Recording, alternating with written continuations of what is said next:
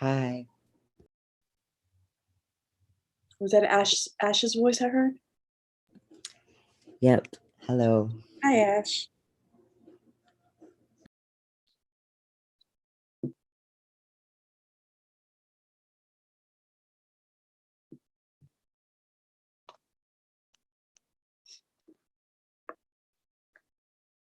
Wonderful.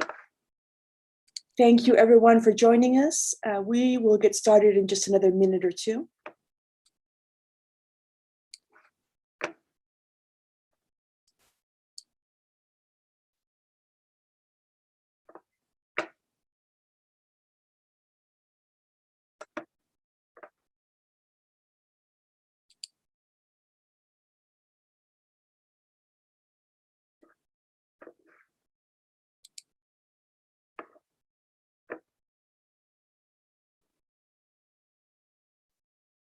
Welcome, everyone. We'll get started in just a minute.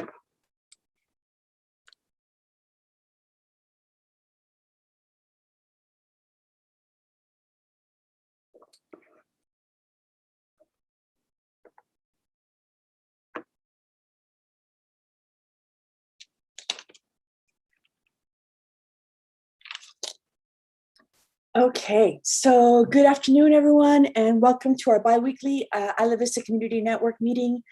Great to see all of your faces.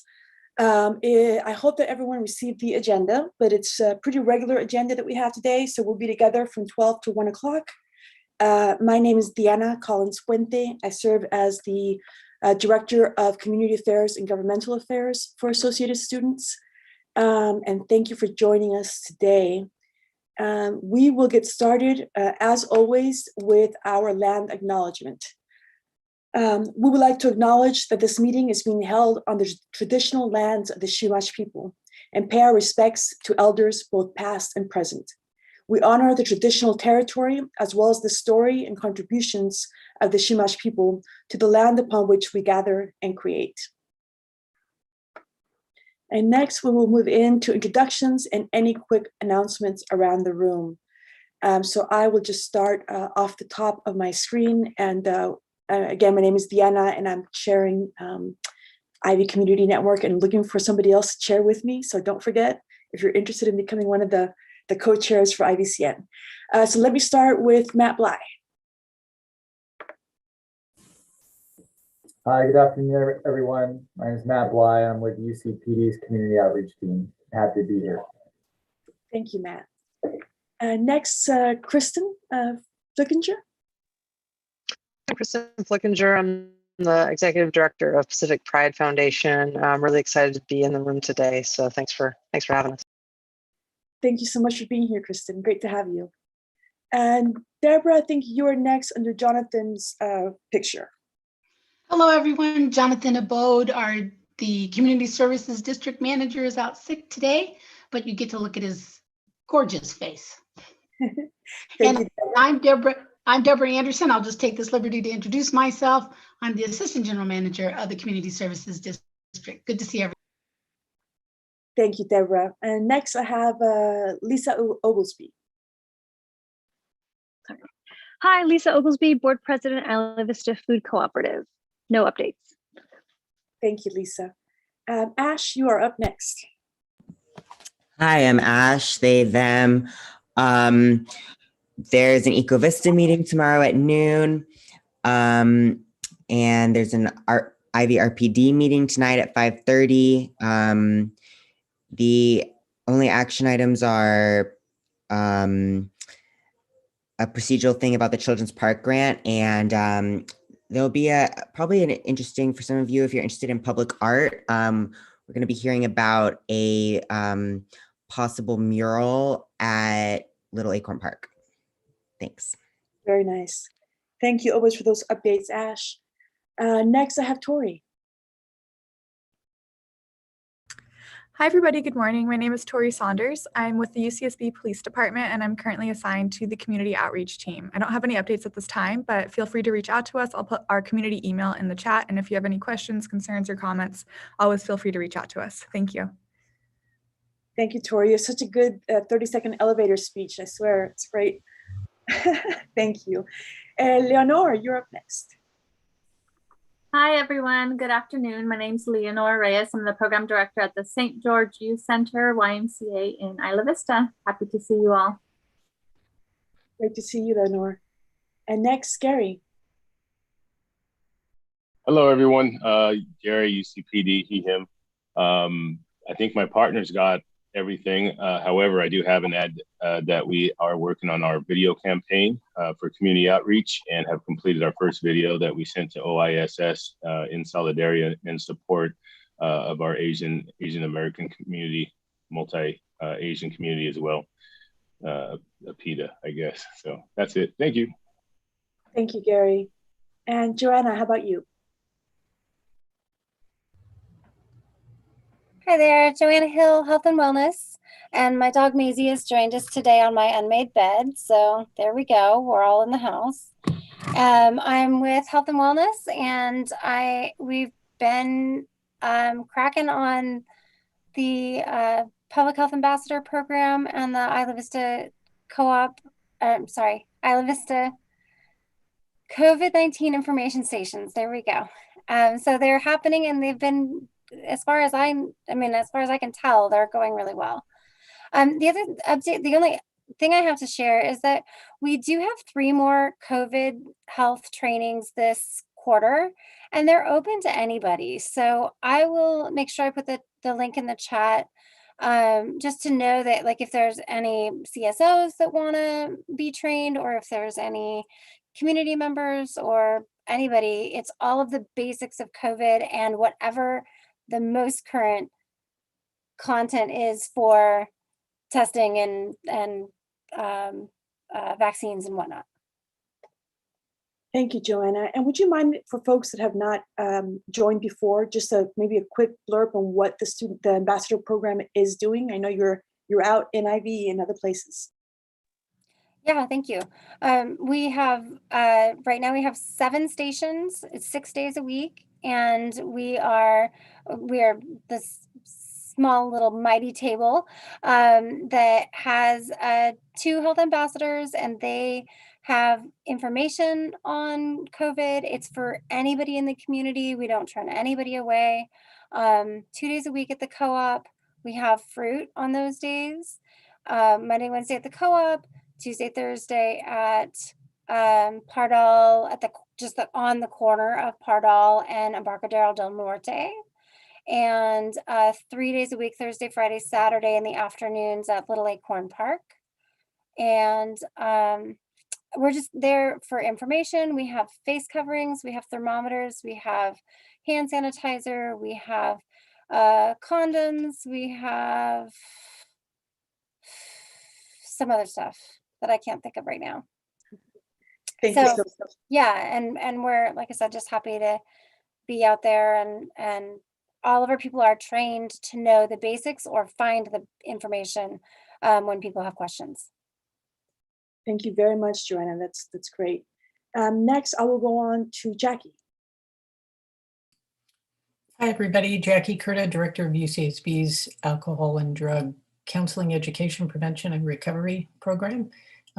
Glad to see Kristen was able to join us today as a great contributor to the community. I also wanted to give a quick shout out to Leonore, who covers the responsibilities for the Isla Vista Coalition as well, the Healthy Communities Coalition, and she's our fearless leader in that effort. So I just wanted to thank you for all that you do for the community.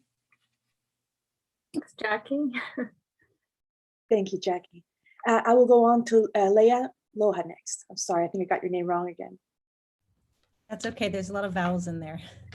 I am Leah Loha. I am the general manager of the pharmacy in Santa Barbara.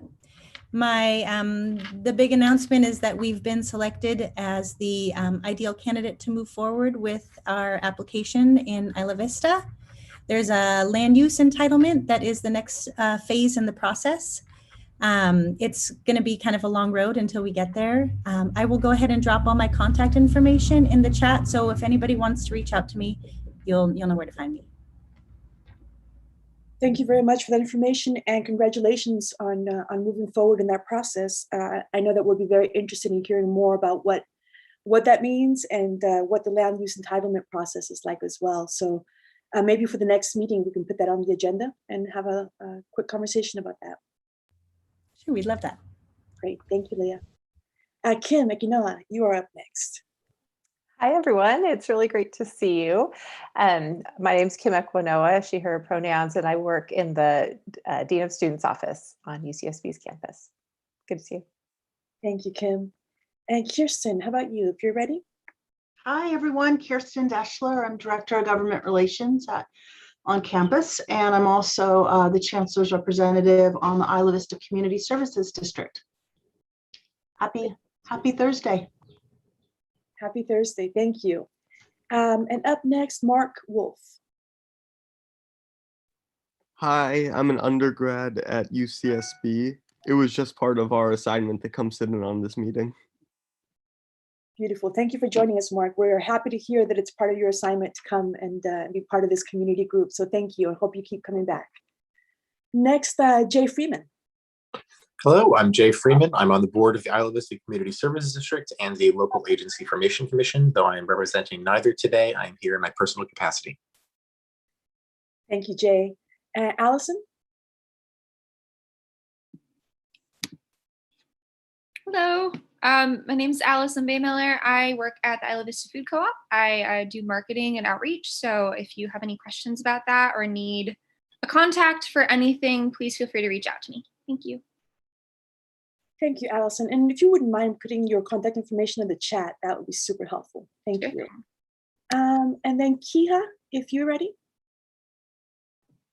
Hey, I'm another undergrad also here for an assignment, so hello. Perfect. Thank you, Kia, for joining us. Mark, I have you up next. Hi, everyone. Mark His. I'm a UCSB student, soon not to be in like 7 weeks, and a passionate community member here. Thank you, Mark. I can't believe you're graduating. Wow. Okay, Spencer next. Hi, everyone. I'm Spencer Brandt. I'm the president of the Isla Vista Community Services District and happy to be here and see you all. Thank you, Spencer. And Miranda O'Brien?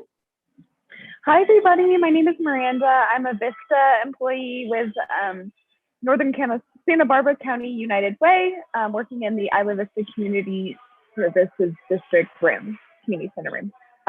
Very nice to be here today. Thank you. Thank you, Miranda. Omari, you're up next. Oh, there we go. Make sure everyone can see me. Hello, everyone. Omari Pryor. I'm with UCSB's Alcohol, Drug, Counseling, and Education program, and great to see everyone. Thank you, Omari. And next, I have Joan, if you're ready. Sure. Joan Hartman, 3rd District County Supervisor. Thank you so much, Joan. And I've got Gina after that. Hi, Gina Fisher, Office of 3rd District County Supervisor Joan Hartman. Thank you. And I believe last but not least, I have TJ Lane. Hi, everyone. I'm Tiffany Lane, or TJ, and I am the new program manager for Pacific Pride Foundation. Wonderful. Thank you so much for being here, TJ. Excellent. Did I miss anybody who came on after we started? Nope. I don't see any hands up. Wonderful. Okay, then we will move on to the rest of the agenda. So thank you all so much. Really good to see all these faces. I wanted to just pose a question for you all because, as you know, originally we were meeting once a month during pre-COVID times. Then we moved into meeting once a week during kind of the peak of all of this. And now we are at meeting once every 2 weeks. And I wanted to just ask you if that is the right amount of meetings. Do we want to go back to once a month format? Or do we feel like we have kind of the continued urgency of meeting more than once a month? I know we like to spend time with each other, but I know we also have a lot of different meetings and things going on. So I wanted to just kind of put that out for you all to ask you for your feedback. Once a month, second Thursday. I heard that. Thank you, Gina. I see thumbs up for that from a couple of people. And more thumbs up. Okay, I'm liking this. Does anybody, ooh, look at that. Okay, nice. This is consensus. Does anybody really feel like we need to keep meeting every 2 weeks and that it's important for us to have that connection on an ongoing basis? Okay, hearing none of that, then I think we should call it. And if it's okay with you, we will go back to meeting second Thursday of the month from 11:45 to 1:15. So we will make that again into 1.5-hour meetings so that we have enough time to get through everything and discontinue our bi-weekly meetings, even though it's going to be hard to not see each other all together every 2 weeks. But perfect. Thank you all so much for that. So then this is the second Thursday right now. So we will see each other then, of course, in 1 month, and we'll send out the announcements for that. So then moving on to our regular updates, and at the end of our time together today, we will have our burning issues and open forum time for anything that's not being covered in our regular updates. But I would turn it over next to 3rd District Supervisor's Office. Gina or Joan, would either of you like to jump in? Well, I'll give a start and then Gina can fill in whatever I've left out. The board met on Tuesday and it will be starting budget workshops coming this next week, Monday and Wednesday and Friday. Fortunately, we don't have to fight for our community resource officer like often happens during the budget cycle, so that's a good thing. At our Tuesday meeting, we had an official resolution honoring Father John, and his wife spoke, and I encourage anybody to write her notes or just reach out to her. This is a very difficult time. We also honored Dolores Huerta. I hope most of you know who she is. She was a partner with Cesar Chavez. We declared April 10th in Santa Barbara County Dolores Huerta Day. She'll be 91. She's still really, really engaged, and boy, I hope I hope at 81 I'm half as good as she is. She's just an amazing figure. She was participating in the AAUW of Lompoc Valley. She and Monique Limon, our state senator, were talking about initiatives that they're engaged in dealing with predatory lending practices and getting more access to credit. But these are things that go back to the 70s. She's been working on for a long, long time. So it's very exciting, I think, to have this opportunity to, and there's a great documentary done by PBS if anybody wants to see more about her life. She had 11 children and nonetheless was able to do all of this. So, and she's probably the premier figure in intersectionality, that is race and sex and labor, all these things come together before it was a term in our world. The really the issue that generated a lot of discussion was a resolution declaring racism a public health crisis. And that did indeed pass. And it's not just an honorary resolution or a declaration, but really creating a working group with county and partners on how we can better deliver health and social services to disadvantaged communities within our county and do a better job at that. We have a set hearing date of May 11th for the Truth Act. The sheriff is required to talk about jail populations and ethnicity, race. And he's often put that off until the end of the year. We asked him to please do it. So he would wait till the end of 2020 before we would learn about what happened in 2019. So we're going to learn now at the end of the first quarter what happened in 2020. So that's a good thing. And you already heard about the cannabis retail.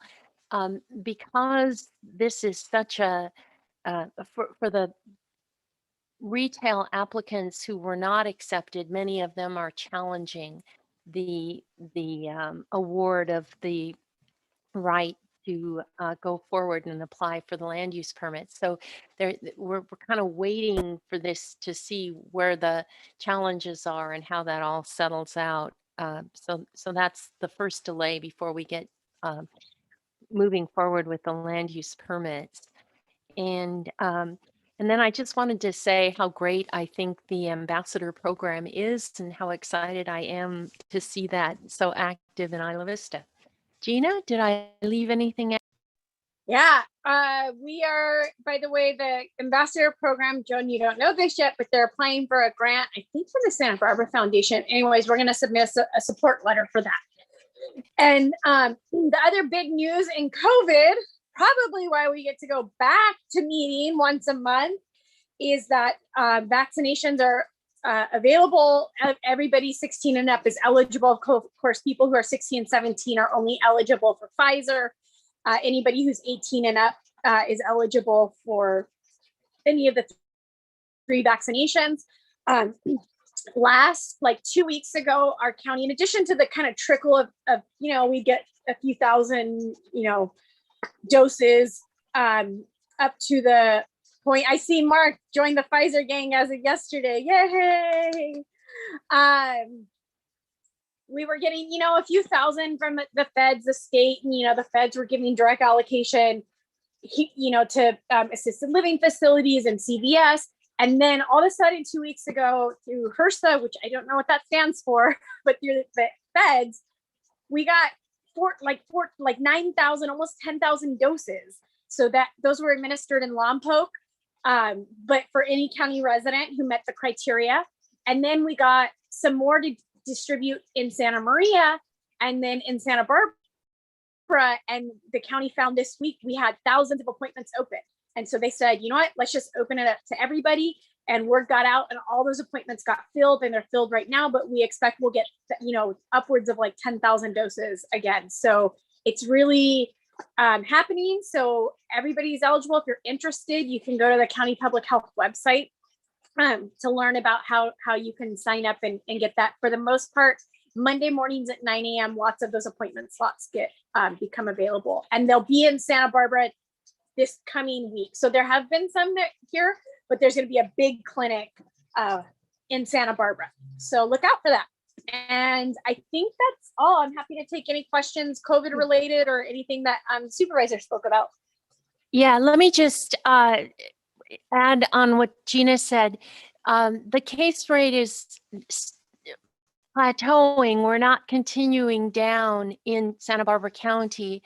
And what we see in the Midwest is that case rates, they're in the 4th surge because of these new variants. And so we encouraging everybody to get vaccinated, but also even after vaccination, I've had both my vaccinations, but still have to wear masks, and we still have to be really careful because it's young people now who are getting it. Usually it's not as serious, but these new variants are more contagious and possibly more lethal. And the more we have that circulating around, the more they can continue to mutate. And so they could get even more lethal and virulent. So we encourage everybody to get vaccinated and stay careful and beyond that, until we really have this wrestle to the. Yeah. Hey, I'm sorry, Joan or Gina. I've heard in small circles that the primary strain is now the UK strain. Can you confirm that? That is true. In California. In California. I don't know that we have the information. We don't do that many assays here in Santa Barbara County to know. And there's the delay in what we hear from the state. So my understanding is we can't say that for sure in Santa Barbara County, but we can say that for sure in California. Yeah. I'll say we have our population in Santa Barbara, like entire population, including infants to everybody, is like 450,000. And we've given 223,000 doses administered in our county. And so that's a significant portion of our adult population that have been covered. The other thing I want to mention about in terms of once you've been vaccinated, why masks are still required, it's good news, bad news.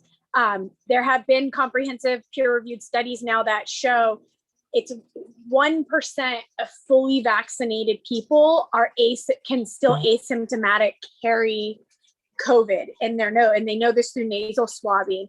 So, so vaccination is an amazing tool, and it's really it's brought us the light at the end of the tunnel. But we do know that 1% of people who are fully vaccinated will still carry it. So that's why mask mandate is going to be around for a while. Why it's going to be recommended. Thank you for that. If I can get one more question in regards to, do you know if, since the strains are changing, and this time in whatever 3 months we could have a different dominant strain, I was wondering if you had heard anything about them doing different vaccines for the variants? What we understand is that for the current variants, the current vaccines are effective, as is the current nasal testing and some of the other faster testing.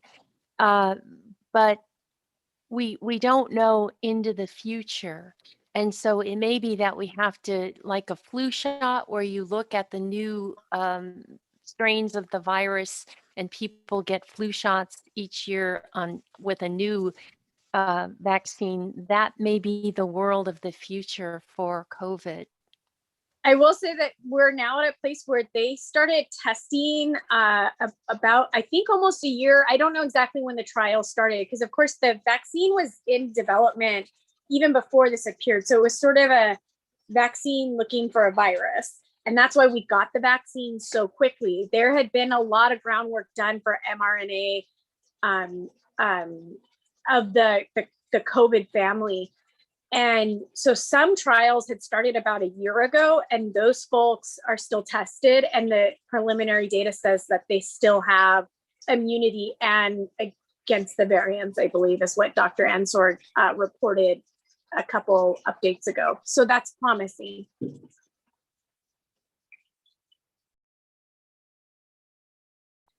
Thank you very much for that information. Are there any questions, whether it's COVID or anything else from the 3rd District Supervisor's Office? And I just, Deanna, I have to go at 12:30 for another, again, budget's coming and a lot of energy and effort surrounding that. So I have to leave early today. Thank you so much, Joan, for being here. Always really, really appreciated. And I just wanted to ask you, in terms of the committee that's going to be formed around the resolution declaring racism a public health crisis, once it happens, could you provide us that information for how to learn more or how to pass that word along to other folks who might want to be involved? Absolutely, and thank you for the offer. Absolutely. Thank you so much. Wonderful. Okay. So and Gina, take a note on that. Let me throw in briefly too that I just checked the public health clinics, which I had the chance to get vaccinated by one of the clinics the other day, and it was an amazing experience from start to finish. So impressed. But it looks like there are still some appointments available for next week. And I know a lot of us in the community have been spreading the word, trying to get people to sign up. So the link is in the chat there. Thank you very much for that, Spencer. This is a very resource-rich chat, as always. So definitely encourage you all to look at all the information that's on there. And I want to just also recognize, I don't really know if we've done it in this space, but really just want to recognize Father John. And I don't know that we've actually held a moment of silence for him. So if it's okay with you all, I'd like to take a moment to do that now in honor of his life and his legacy and everything that he has done. The way that he impacted not only Isla Vista, but our broader community. So we can just take one moment of silence for him.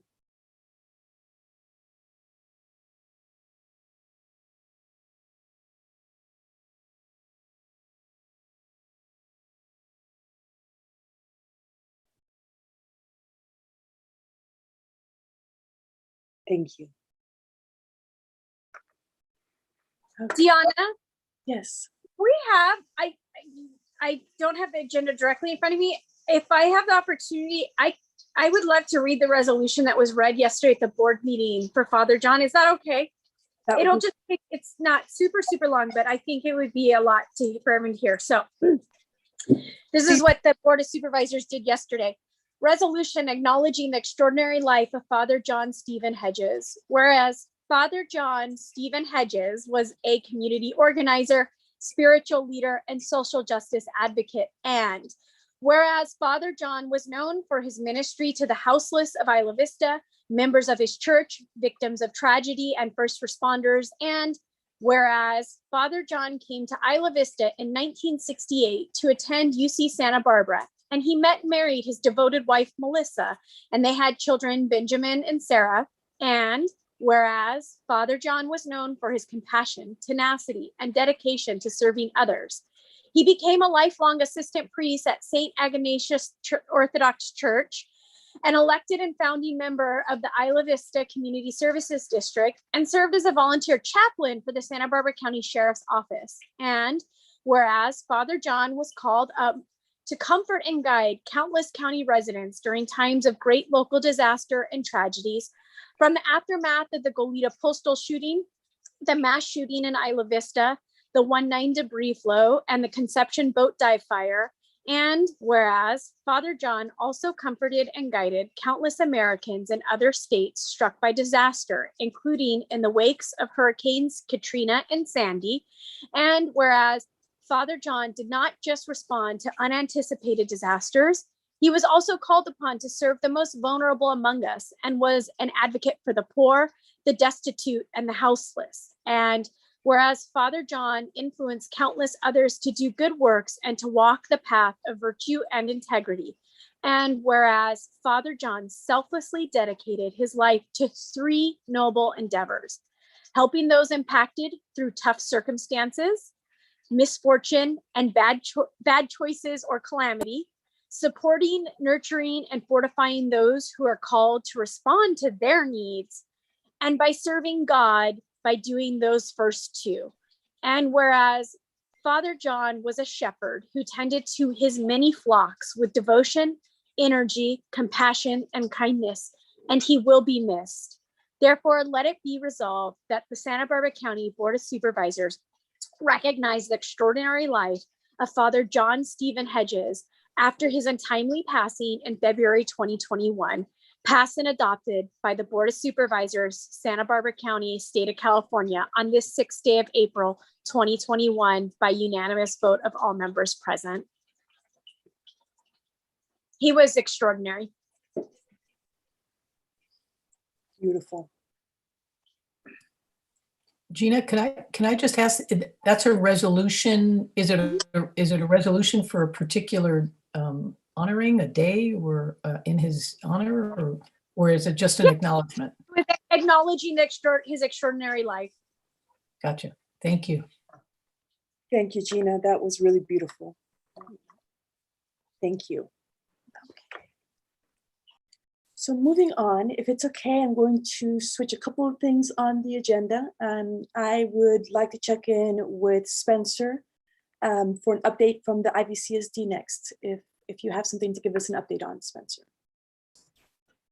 Sure. I don't really have much new to report, so this will be brief. I just want to echo what everyone has said. That was such a beautiful resolution, Gina, and we're really thankful that Father John's legacy is recognized. He just had such an impact on so many different corners of our community. It was amazing to me to see. I had the privilege of attending his memorial service and the diversity of the people who were there, who he had inspired, people who were experiencing homelessness, as well as people in law enforcement. I mean, it was incredible. And I want to add that if there's anyone who has any creative ideas, one of the things that the CSD is doing right now to honor Father John's legacy is trying to figure out how should we best do that. And there's been a lot of conversations just about the community center building. And of course, many of you will know that used to be Father John's church that he was a priest at before they moved facilities at the beginning of the last decade. And so there's a working group that's working on those questions, and Kirsten is on it. So if you have any ideas, contact Kirsten. And I believe that Ethan and is Jay the third member too? I can't remember who the third member is, but definitely get in touch, or with Jonathan or anyone else on our staff. Yeah, we welcome all the input and feedback to how to do that. I mean, it's just such an important thing that we honor his legacy. Thank you very much for that, Spencer. You know that it makes me think that as we've had the conversation about how do we honor Michael Bean's life as well, and Michael really liked the idea of the intersection art right outside of the community center. So maybe perhaps we can think about a way to honor both of them in some way that has a relationship between them too, in terms of the community. So thank you. Spencer, did you want to provide any update on Deltopia efforts and what you all did with the IVCSD and how that all looked on April 3rd in IV? Sure. So I don't have the numbers in front of me, but as far as our incentives for testing, I know that we were able to give out a number, almost all of our virtual gift cards to incentivize residents to get tested at the public health testing site. And anecdotally, I saw that there was a long line there, and I heard from many residents who did get tested at that testing site over the Friday, Saturday period, which I think is so important.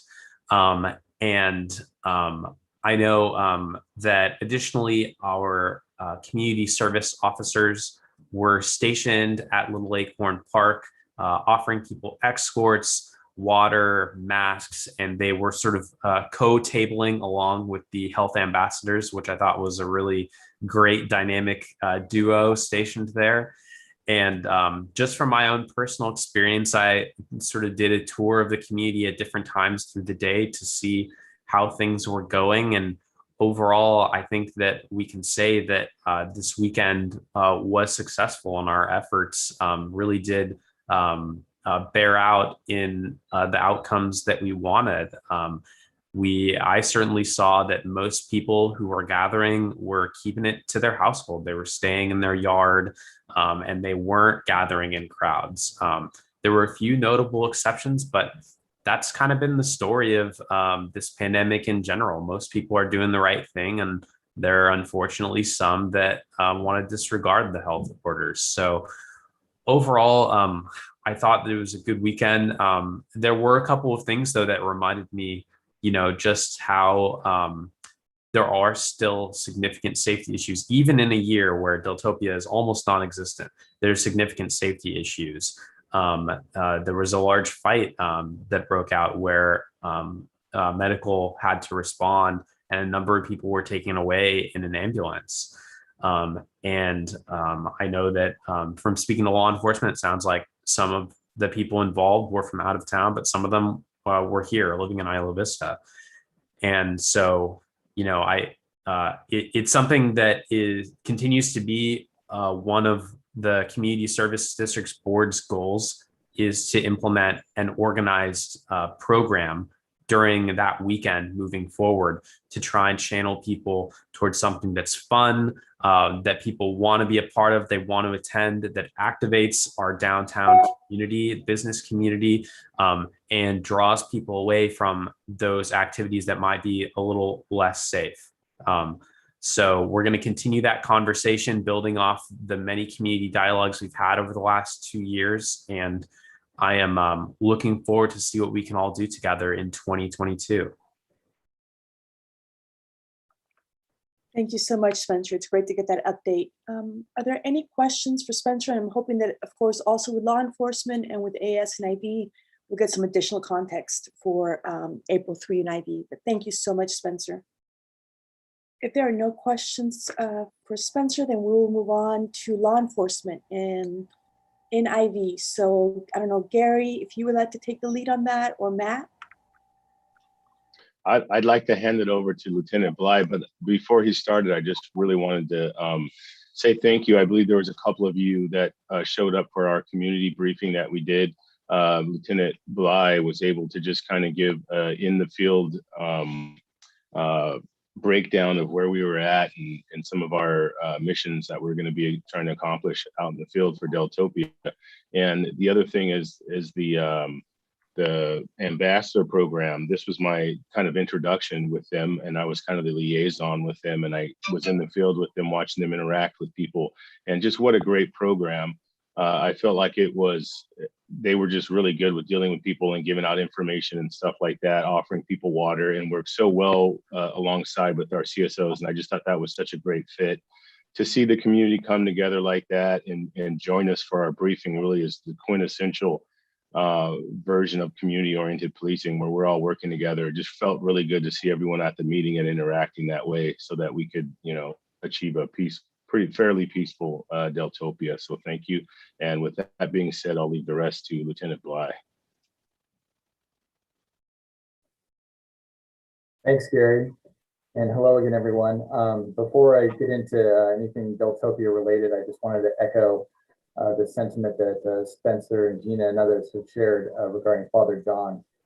And, Father John really had the gift of healing and of comfort. And that resolution was beautiful that was read by Gina. And, through the years, he's helped so many of our employees and the Sheriff's Office employees with that gift that he had of healing and comfort through a variety of different tragedies that we've been directly impacted with. And he is irreplaceable in the community and will be missed by everyone I know in this room, the community, and definitely by UCPD. So again, thank you for sharing that resolution, Gina. We really appreciate it. Like Spencer said regarding Deltopia, things went very smoothly. We felt out there, and I'm happy to report that there's not a whole lot to report regarding public safety issues in regards to Deltopia. As we mentioned in the virtual briefing that was conducted that day, the majority of our personnel out in the field on Deltopia were UCSB PD personnel. We were able to use our mutual aid simply to staff the barricade there at Trigo Road in Del Norte. We had our community outreach team in the field. We had our CSO, CSD safety tent out there, which had pretty, I think, consistent pedestrian traffic moving past it, and people stopping and chatting and getting waters and stickers and whatnot from our CSOs. As far as specific incidents for UCPD, we had 0 citations and 0 arrests made in IV for Deltopia. I don't think that Justin is here on behalf of the Sheriff's Office, and I'm not going to speak on behalf of the Sheriff's Office, but I'm sure if people want more direct feedback from the Sheriff's Office side of the operation, they can reach out directly to Justin. So like Spencer said, I think everyone is pretty compliant with trying to maintain distancing as much as possible. We did have some larger gatherings in our operational area, which again, to remind the group how Deltopia works on the law enforcement side of things, is that UCPD has our specific area of responsibility, which are the 6,500 blocks, including the business district and much of the Greek area. And then the Sheriff's Office provides services to 6,600, 67, and 6,800 blocks of Isla Vista. And so within our area, we did see some, larger gatherings that were on our radar and of concern. But what we also saw was that, at 6 p.m., when that festival ordinance went into effect, we had a tremendous amount of voluntary compliance, which was really nice to see. So those larger gatherings that we were concerned about basically dispersed on their own. So anyways, I'm sure there might be a few questions or not, but if anyone does have questions about UCPD's side of the operation, we're more than happy to take them.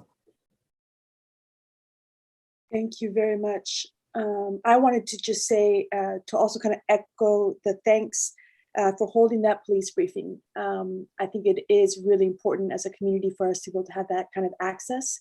I remember, I guess 5 years ago was the first time that UCIV attended one of the police briefings, and it was at Ivy Theater. And I think we had 200 or 300 police officers there at that time, which was a little intimidating to say the least, but also a really good opportunity to make that connection, to see who would be the officers being deployed, and also who were the folks in the community that we wanted to make sure that law enforcement is aware of, because it is such a close-knit community. And so definitely a different take on it this time, having it be a webinar, a Zoom, but much appreciated anyway. And I hope that that's something that we continue to have every year for Deltopia, and of course for Halloween. So really want to say thank you for the responsiveness to making that happen, even though I know it was kind of a last minute follow-up request on that. Are there any other questions then right now for law enforcement? Tori noted that Justin is not here, but if we have any questions for him, we can reach out to him via the email that Tori has provided. He is in a training today. And I see Jackie's hand is up. Go ahead, Jackie. A question, and I actually just posed it to Kirsten, but I thought I might ask the group. I'm aware that there's a new, so to speak, sheriff in town, a new IV Foot Patrol lieutenant. So I wondered if there's any information about the lieutenant, and maybe when we might all have a chance to get to meet this person. I don't know if I don't know who it is, so I don't want to say meet him or. I can tell you that I invited him. I sent him an email inviting him to come to the Ivcn meetings and letting him know about them. It's Lieutenant John Maxwell. Yes, that's correct, Diana. Lieutenant John Maxwell with the Sheriff's Office. Does he come with any experience in Isla Vista at all, or any knowledge? He's a UCSB alum. Oh, well then I guess he has some experience of some sort. Cool. Yeah, Okay. Jackie, I think the best thing maybe would be to invite Lieutenant Maxwell to maybe our next meeting, and then he can share with us his background, both personally and professionally, and we can get to know him better. Wonderful, thank you. And something that we've done in the past when new lieutenants have come in is we've actually have kind of held a little bit of a meet and greet for them at a separate time. So maybe that's something to also consider. Usually that was something that was hosted by the EVPLA office, but certainly something we could consider doing just to welcome him and to get to know him a little bit better as well. Excellent. Thank you so much. Oh, Spencer. Can I add one thing? So I really appreciated UCPD giving a little community brief that I know a number of us were on the day of during Deltopia. There's one thing that they shared during that brief regarding some threatening tweets that had mentioned the May 23rd tragedy that a number of students and residents had contacted me very concerned about. And I was wondering, UCPD, if you could share what you told us there about your investigation into those. Sure, Spencer. Yeah, what Spencer's referring to is that UCP investigated a number of concerning tweets that were sent out. And what I can tell this group is that part of that investigation is continuing, but we have investigated it. It has been confirmed that the tweets originated outside of California, and that we have confirmed that there's no immediate or credible threat to our community. I hope that answers your question, Spencer. Thank you. And I would want to offer a reflection on that, which has been brought up many times in the past when we've had incidents such as this happen, which is that as the community becomes aware, especially through social media, that something's happening, I think the encouragement from students and other members of the community is that there is some kind of a statement that gets put out that lets the community know that this is under investigation, and that law enforcement is aware of it, so that at the very least it helps to settle some of the unknowns, right? That people aren't sure who knows about it or if the information's been verified. So I want to just reiterate that, because I think that every one of these junctures, when that has happened, we've always gotten that feedback that even if the information is, we don't have any more information, at the very least acknowledging that something's happening is really, really important for the community. And also because a lot of times that in and of itself, the rumor, becomes a trigger, right? And so people begin to feel really upset. And so offering to them also mental health resources and other places that they can go to, I think would be great if we can make sure that we're instituting that kind of a practice. Thank you very much, law enforcement. Okay. Next, let's see, AS. Rodney, would you be reporting on AS? Yeah, yeah, I can. I noticed that Yasmin is here now. Great. If you wanted to do that, Yasmin. Hi, yeah, I can start. Not too many updates, like everyone's mentioned. Deltopia seemed like it was in control, kind of. But in terms of COVID, I'm not really sure. A few days ago, UCSB students got an alert about a cluster of COVID-19 cases. So I'm not sure if that was Deltopia related, but could have been. But the gift card giveaway that we did with the Dean of Students office, I think that went well. I heard from a lot of students that they signed up for it and they were really excited about it. And the AS concert also went really well. And another project update for AS, I don't know if you all remember, I had talked about a mural project that we had started back like last year almost, like back in June. Well, we're finally at the point where we're requesting funding. So we're going to the parks meeting today to request funding. We also requested funding from UCSB IB Arts yesterday. So yeah, that's coming together. We're hoping to get the project started in the next few weeks. That's great. Thank you. Yasmin, before I add some things, I had a question. Have you already decided on a design for the mural? Yeah, so we're working with a artist that did the mural in Bootables as well, and they came up with a sketch for it. We're going to show the design to the property owner and also the Parks Department. We have kind of a rough idea, but we're still editing it. Nice. I really like the mural inside of Bootables, so that's a good choice. Yeah.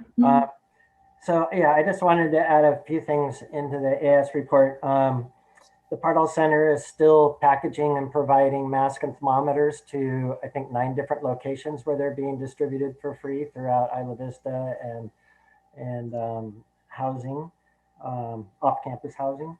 And the legal services are still being provided by the Legal Resource Center for Students, but Isla Vista Tenants Union is providing legal services for anyone in the community, and that's all free of charge. It's mostly educational as opposed to legal representation, but they've had really good successes in their efforts. So that you just visit the IVT website and you can sign up for a remote appointment. Isla Vista Tenants Union is also working on putting together move out information and deposit retention information. They'll be doing online workshops for people to, that talk about the best practices to get the most out of your deposit and your responsibilities, landlord responsibilities, etc. And yeah, I guess that's about it. Thank you. Great. Thank you so much, Rodney and Yasmin. A lot going on. Any questions for AS? Okay, perfect. Thank you so much. Then we are at the end of the regular updates, and we can have any burning issues or open forum. If you all have anything that has not been brought up that we want to, or anything that has been brought up and you would like to speak about a little bit more. If not, we can of course end a few minutes early.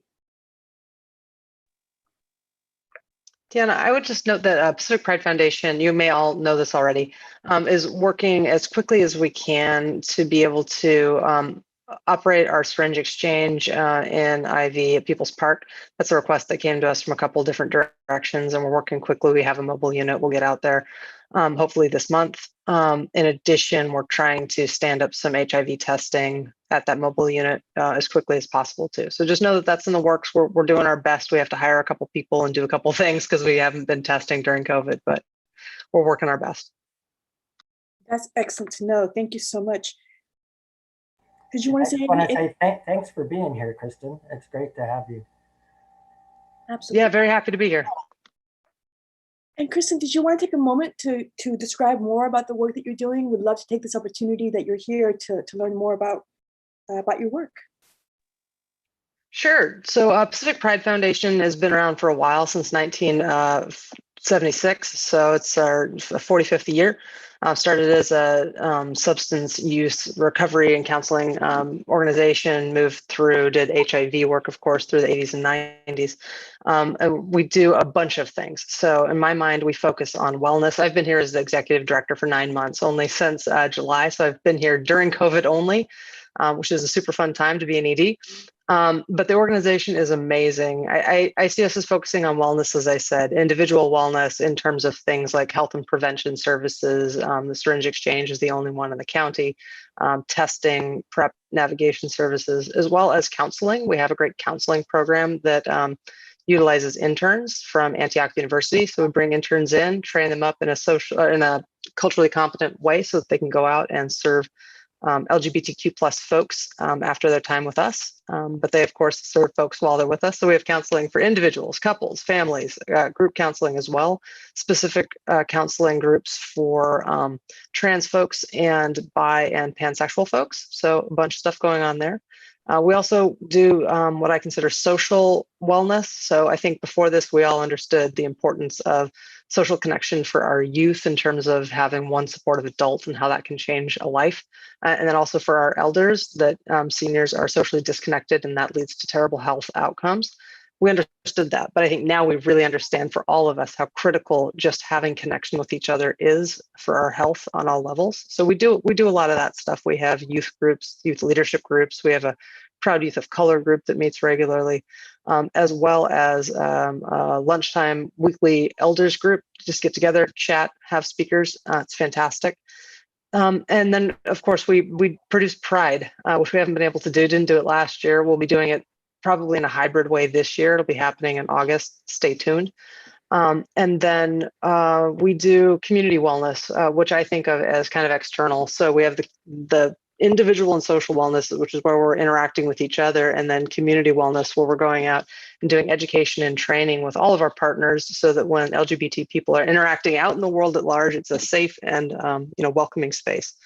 So we do a lot of things. We're around to be a resource. We do health and education for really anybody. We try to make that affordable. So if you want some education on pronoun usage, LGBT 101, LGBTQ plus in the Latinx community, any of these things, we're here, we're available as a resource. I put my email in the chat. Please reach on out. We're just happy to be in community. Hey, Kristen. Yes. Hi, nice to meet you. Nice to meet you too. I don't think you mentioned it. You guys also have, to an extent, some drug testing kits, right? Through your needle exchange program. That's thank you very much. Important to Isla Vista. A lot of this comes through both state and then funding from county behavioral wellness. But drug testing kits was something our office was working on pretty diligently right before the pandemic, and it's something the Isla Vista community is very interested in and was really pushing the envelope on. And that's when we realized it's actually state law that sets the boundaries around that. But I do believe, and maybe you might have the most recent update, that either there's more, you have fentanyl testing strips now, right? That is correct. We give out fentanyl testing strips as part of our syringe exchange. It goes out in the kits. We also have partnered with UCSB, and they're doing some work with fentanyl testing strips. And then we also have a Narcan distribution and training program. So we're distributing Narcan for opioid reversal as part of our syringe exchange. Also, if people need those kits, we can get them to you or get them to folks outside of syringe exchange. Yeah, thank you so much for that. Pacific Pride is just a fantastic, for everybody else on the call. They are just a fantastic nonprofit. They're a trusted messenger, a trusted leader. And so we're very lucky to have you on the call and to have you offering these services in Isla Vista right now. Thank you.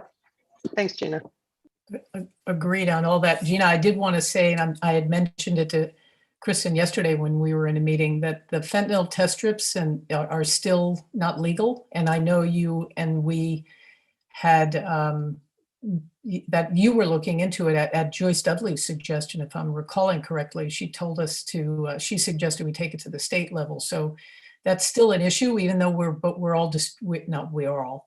Kristen is distributing them, we're distributing them, but they're still illegal. So the more that we can put some effort towards figuring out how to not have it be a problem would be really terrific. Yeah, I think that's something we can aim for next summer, resume that work, because it's take a change in the legislature. Yeah. And I think there's some interest, because the reason you all get to do it now is there's a carve out through the needle exchange program in the state. And so the state has a finite amount of how much funding they'll do, and only the state can procure those fentanyl testing strips.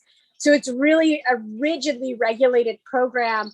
And so we were working with now Senator Lamone's office, and then it just COVID hit and there's a couple things. So it is something that we do want or interested in, but it's just a capacity issue at this point right now.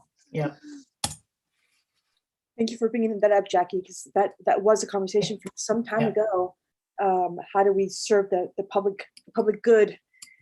So thank you, Kristen, so much for that update, for that overview. Really look forward to having you continue to be in these meetings. And it really makes me think that one of the opportunities we always have is to spotlight the different organizations and entities that are doing amazing work, so we all learn more about each other's efforts. And so thank you for being here. Are there any questions or any final comments before we wrap things up for today?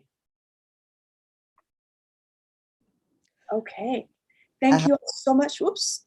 Did I hear somebody? Yeah, real quick. A thought that I put in the chat a while ago is, if we're moving to once a month meetings, can we leave open the possibility to have a second one sometimes when a special topic is happening?